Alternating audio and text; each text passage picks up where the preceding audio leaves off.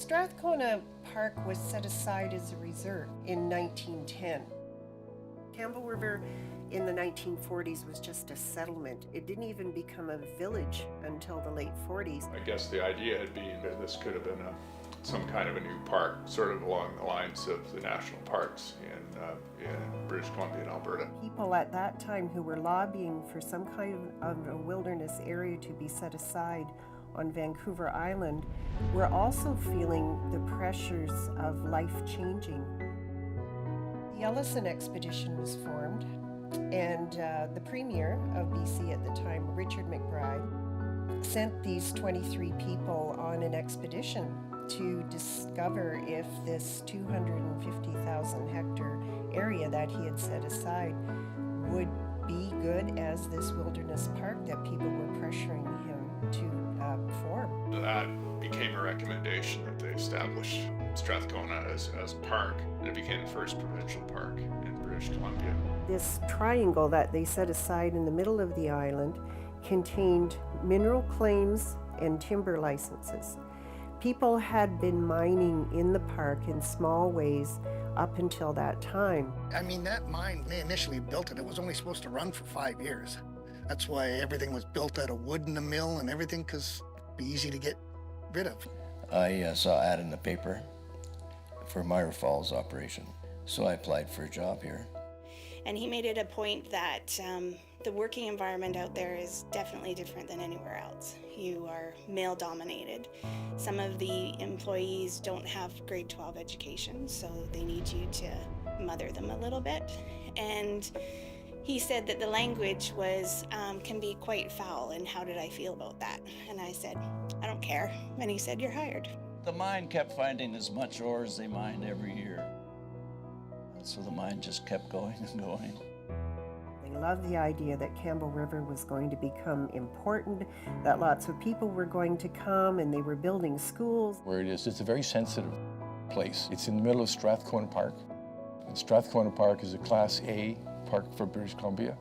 It's the oldest park in the province. If you understand the way that the Parks Act is, you don't do any of this sort of stuff in a park.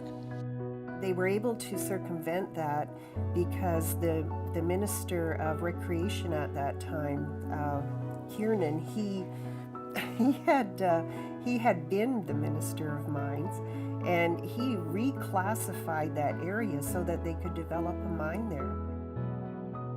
There was always a downside to industry when you're exploiting natural resources. Acid rock drainage is a fundamental concept that's important at the mine. It's been known for a long time. It's probably been known from antiquity. You know, a lot of ore deposits were undoubtedly discovered because of acid rock drainage. That was all draining down into Bottle Lake, which is the whole water supply system basically for Campbell River. So I was not impressed with that. Because I was covering the environment and all that kind of stuff, it slowly began to filter through to me that, oh yeah, there's stuff around here that really needs to have some serious attention paid to it. If you talk to an environmental engineer, they're going to tell you that the safest place for it is actually in a lake. But the dichotomy there is that while it sounds like it's better to put that material that you think is, you know, filthy and polluting up on the land in a pile on the land, by putting it on the pile on the land, you're actually creating acid rock drainage. We were careful not to be official endorsers, and it was our protest. So there's a group called the Friends of Strathcona Park that was the main player that organized, and they did a tremendous job.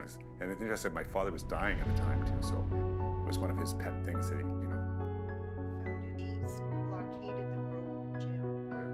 They blockaded the road so that the machinery from Cream Silver couldn't go into the park. It was pretty inevitable that in the end, a bunch of them were going to get themselves arrested. And BC Parks realized that they needed to allow the public to have some input into what was being said. And they set up a committee. People were able to tell their side of the story, what their opinion was. And finally, they concluded, they said, well, you know, people don't want this to happen, and it's time for us to listen to the people. And it was very important for me to sort of celebrate the people that were part of the mining community, both past and present. I kept saying to the museum staff that literally my contacts were dying. Like, people who I thought would be very important to interview were literally gone. We tried to cooperate with the lodge, which was basically Strathcona Park and Friends of Strathcona. I think the mine did a lot and tried their best and had open houses and showed people. And I don't like the mine and stuff like that. I've had nothing good but a good experience, and I've been there over 40-something years. When I started in 1972, it wasn't just a gravel road. Who made the road today? The mine. Yeah, if employees of Westman ever had a chance to help out at the park, at the lodge, then we definitely would. Myrna Boulding, who had founded Strathcona Lodge with her husband Jim, she and I got together to write a history of the lodge itself. This is a family business that was started more than 60 years ago. But we had one mine manager that actually joined the Strathcona Lodge group to help them out, and he said, I don't want to be part of the problem, I want to be part of your solutions.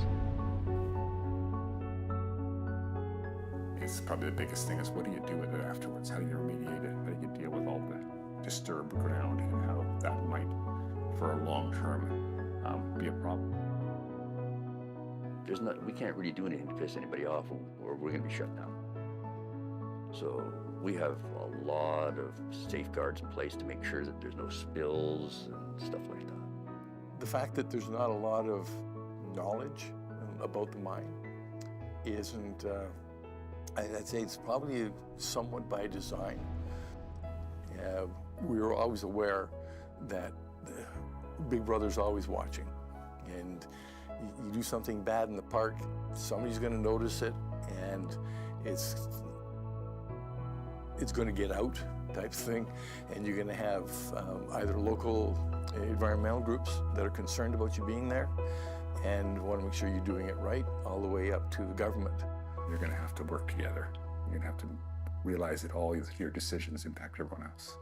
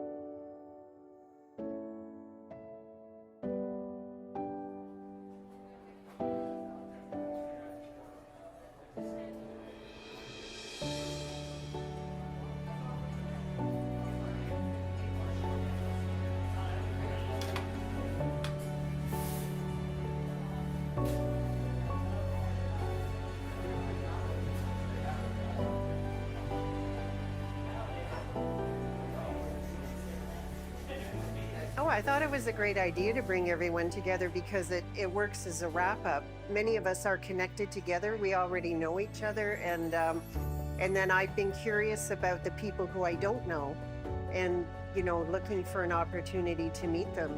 Well, I think it's a great idea to pull the people together who can step up to share what they thought about the mine, and so it also gives us a chance to bump shoulders with some of the people that we may have worked with over the past number of years. So I think it's a great idea.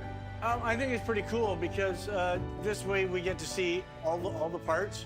Like when we did our interview, it was with shifters and stuff like that. But now we get to see the other part of it, and just like the same, we all work together, right? Because if it's not, you have to have all parts meet to make it go, right? I think it's a good idea. get to see some people I haven't seen for a long time and get to meet some of the park people like I did already. Met one fella there, and it's pretty good, yeah. I think it's great. Well, it's kind of revealing because I haven't really, I didn't know who else was involved in the thing. And so it's interesting to see, well, I'm hoping to see other people's viewpoints, but primarily just the history.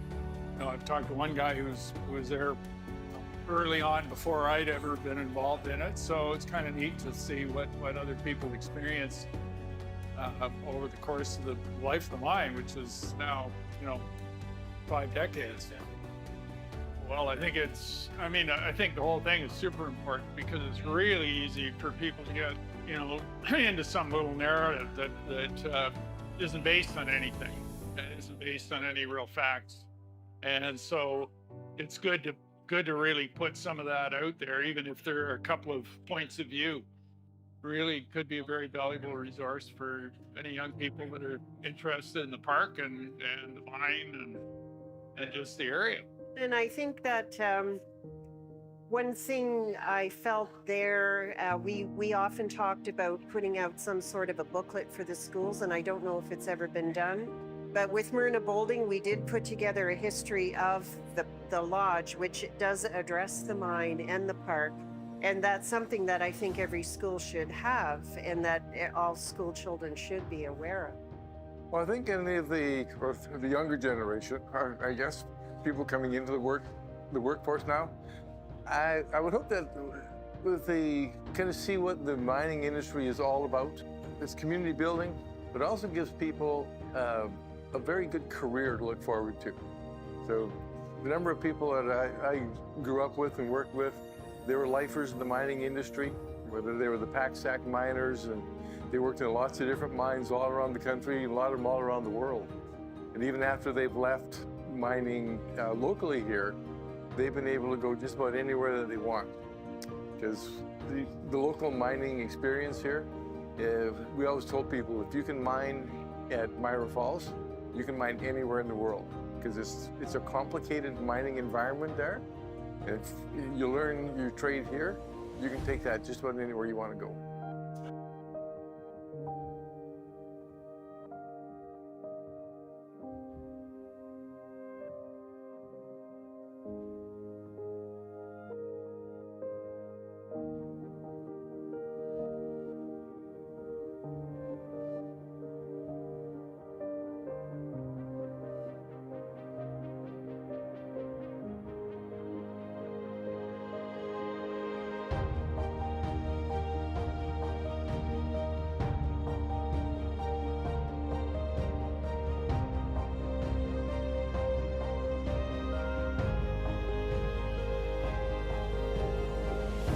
Just to see what the mine does.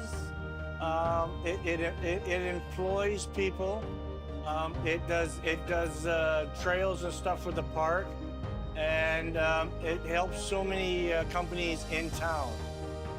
It's not an overall big operation, but it's like 250 or 270 people up there, but it employs a lot more as it spreads out, right?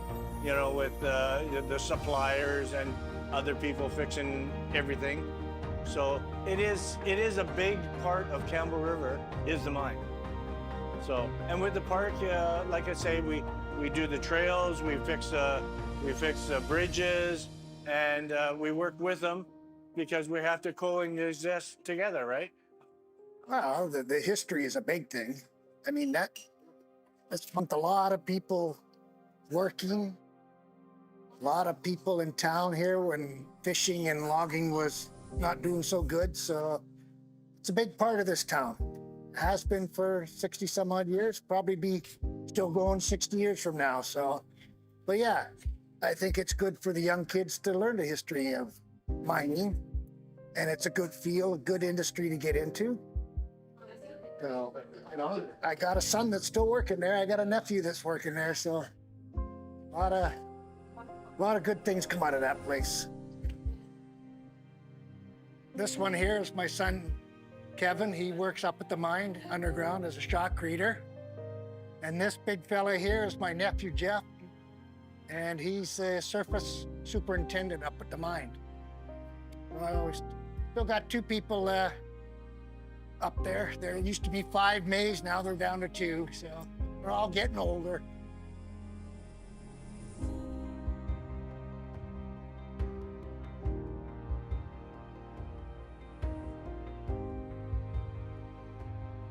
Well, I first found out about Myra Falls when I was still in school, and we did a field trip up there, and we toured around and everything. And then when I graduated, before I graduated, I'd put my name down in manpower. Used to go, you'd put your name on a tag, put it on a board, and if anything came up, they would give you a call. So I got a call about the mine, and I still had about 2 weeks of school, so I had to talk to the school to see if I can get out early. And I really didn't want to go up there because you know, I didn't want to work underground with all that rock over my head, but my dad told me to get my ass up there, and so I went up there and I started working that week. I walked a tailings line, ran down a trestle all the way from the mill along the lake on a trestle and dumped into the lake. I had to walk back and forth every 2 hours to take a sample. So that's how it started out, and I just moved up. And I worked there for 42 years, so put a lot of time in there.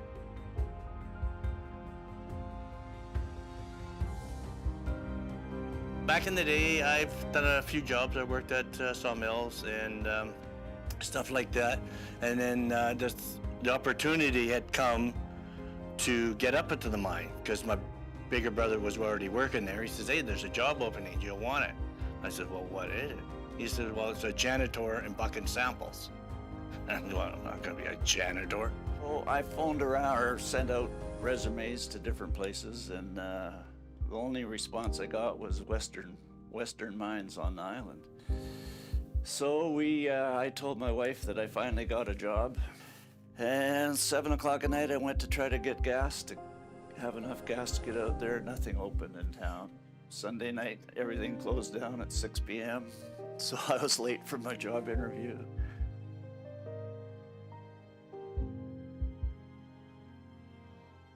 My time at Campbell River dates back to 2020. I came here out of the East Kootenays. I worked in the coal mine fields that were there. And I started my career mining actually right out of high school. And then when I went back, I was only back in the lake for a couple of weeks and got a phone call from personnel saying that they like what they read and that when can I start? I said, "Well, what do you mean when can I start?" And she said, "Well, we got brand new equipment here, brand new jumbos and all that, and can you start right away?" And I said, "Well, not quite right away, but in 2 weeks I'll be able to start."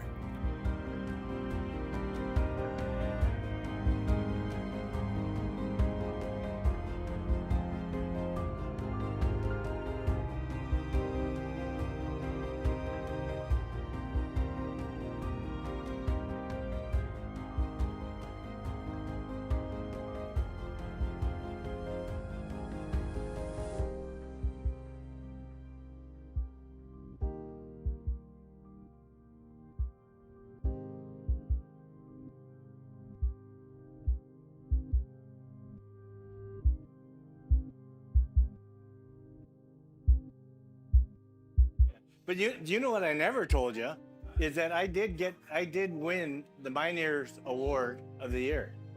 Yeah, it was in 2000 something, but I got a miner's lamp. They sent me over to Vancouver because they have them all over the province, and then that's everybody the Miner of the Year. And then they get together, and we had a big dinner, and the premier was there, and all that. Yeah. That was we went over, hotel room, everything. So it was pretty cool. And you know what? I'm not a miner. The qualification was going over and above for doing stuff, right? staying late, working problems out in the community for sports and all that kind of stuff. It was an overall base thing. So, yeah. It was a very rewarding award because everybody strives for that, right? I have a friend who works in the Ministry of Mines, and so he works on policy, and we were just chatting yesterday about the due diligence that's required by mines today. And I'm really glad to hear that the province is taking such a strong role in that. And when he tells me all the hoops that these mines have to jump through just in order to expand or to keep existing, it's really fantastic to hear. Many people, as you say, they think about the park and they're actually very surprised that there's a mine there and they don't understand it. And I really hope that this film helps people to understand what's behind that and how it's all going to play out going forward.